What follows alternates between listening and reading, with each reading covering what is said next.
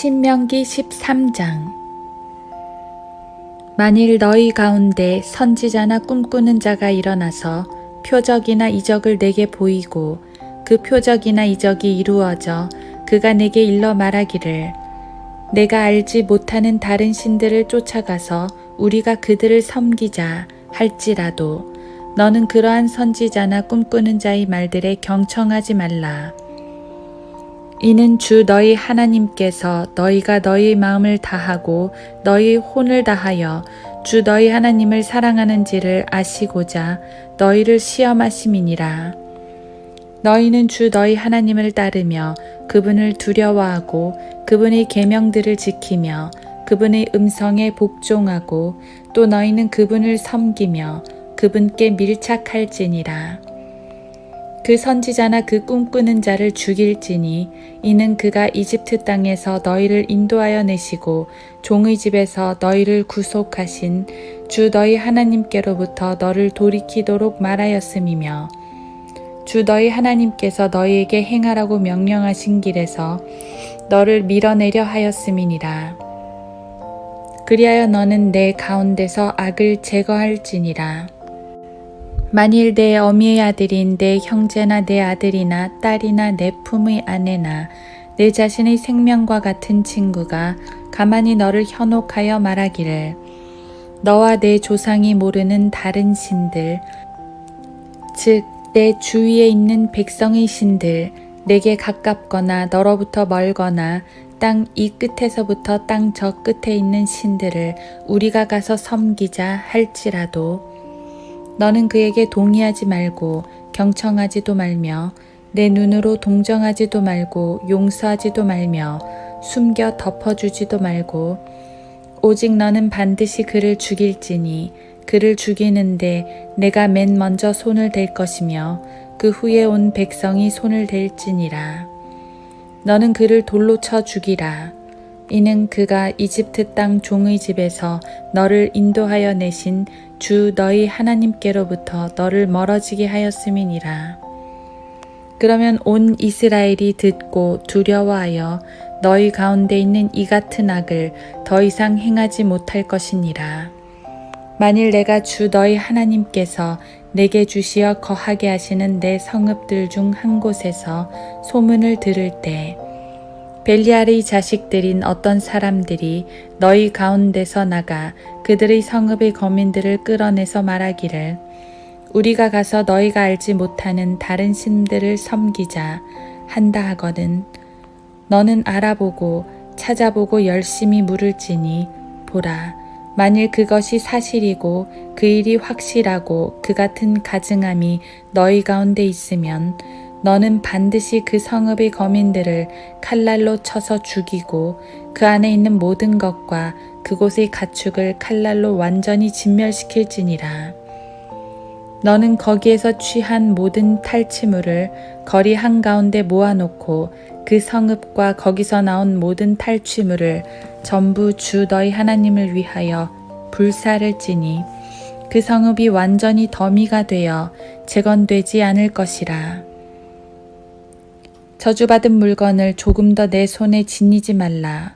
그리하면 주께서 그의 맹렬한 진노에서 돌이키시고 내게 자비를 베푸시며 너를 긍휼히 여기시고 내 조상에게 맹세하셨던 대로 너를 번성케 하시리니 내가 주 너희 하나님의 음성에 경청하여 오늘 내가 내게 명하는 그분의 모든 명령을 지켜 주 너희 하나님 보시기에 옳은 것을 행하면 그러하리라.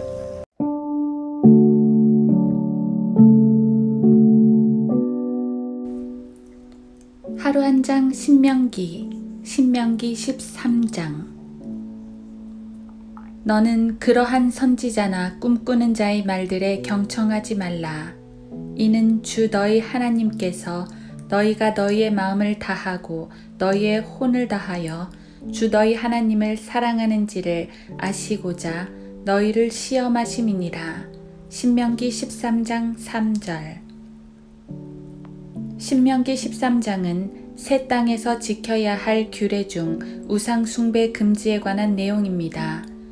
특히 거짓 선지자와 꿈꾸는 자가 등장하는데 이런 자들은 꿈이나 환상 등을 통해 계시를 말하고 표적을 행함으로써 백성들을 미혹하는 자들입니다. 사실은 꿈 자체가 문제가 아닙니다. 구약 시대에는 하나님께서도 꿈을 통해 역사하셨기 때문에 꿈이나 환상은 선지자들의 중요한 표식이었습니다. 그러니까 꿈을 꾼다는 것만 갖고 분별할 수가 없었습니다. 꿈이나 계시가 하나님을 섬기자는 것인지 떠나자는 것인지가 중요했습니다. 여기에 백성들은 분별력을 가져야 하며 하나님을 떠나자고 미혹하는 거짓 선지자들을 가려내어 멸해야 했습니다. 오늘날은 꿈으로 역사하시는 시대가 아닙니다. 그러므로 누군가가 꿈이나 신비적인 환상을 말한다면 그 자체가 거짓 선지자겠지요. 하지만 신비적 방법은 쓰지 않더라도 여전히 하나님을 떠나게 하는 거짓 선지자들이 많습니다. 그들은 비전, 즉 환상을 제시합니다. 우리도 마음속에 비전을 품을 수 있습니다. 문제는 그 비전이 하나님을 더 잘 섬기게 하는 것인지 하나님을 떠나게 하는 것인지가 중요합니다. 어떤 이들은 자기의 포부를 내세우면서 그걸 비전이라고 말합니다. 그건 그냥 포부와 야망에 불과합니다. 그들의 포부와 야망에 속아서 그들의 종이 된다면 그는 하나님을 떠나서 사람이라는 우상을 따르게 되는 것입니다. 꼭 절간이나 무당집에 가야만 우상을 숭배하는 게 아닙니다.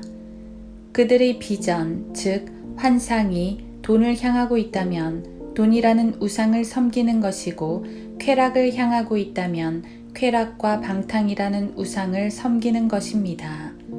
그런 점에서 교회나 목사도 우상이 될 수 있습니다. 성도들이 하나님의 말씀보다 목사나 교회의 말을 더 듣는다면 그들은 성도들의 마음을 하나님으로부터 빼앗아간 것입니다. 그러면 하나님께서 그들이 꿈을 꾸지 못하게 막아버리시면 되는 거 아닐까요? 하지만 그들의 꿈은 간혹 이루어집니다. 헛된 비전들이라도 간혹 이루어집니다. 하나님께서 그런 것들을 허용하시는 것입니다. 왜일까요? 3절은 그것을 시험하시는 거라고 말합니다. 그들이 정말 하나님을 사랑하는지 아시고 싶으신 것이지요. 하나님을 정말 사랑한다면 그런 악들을 끊어내야 합니다. 13에서 15절에서는 그러한 악을 샅샅이 찾아내어 끊어버리라고 말씀하십니다. 지금은 구약 신정 국가가 아니기 때문에 물리적으로 그런 자들을 죽이고 멸할 수는 없습니다. 대신 내 안에 그런 요소가 있다면 찾아내야 합니다. 내 마음 구석구석을 살펴보아 하나님으로부터 멀어지려는 요소가 있다면 그것이 무엇이든 제거해야 합니다. 하나님은 때때로 악인의 번영과 의인의 고난을 허락하십니다. 때때로 세상의 화려함을 허락하십니다. 바로 우리의 마음을 살펴보시려는 것입니다. 우리가 정말 하나님을 사랑하는지, 우리의 마음이 하나님 말씀에 굳건한지 살펴보시려는 것입니다. 하나님께서 시험하실 때 우리는 우리의 믿음을 증명해야 합니다.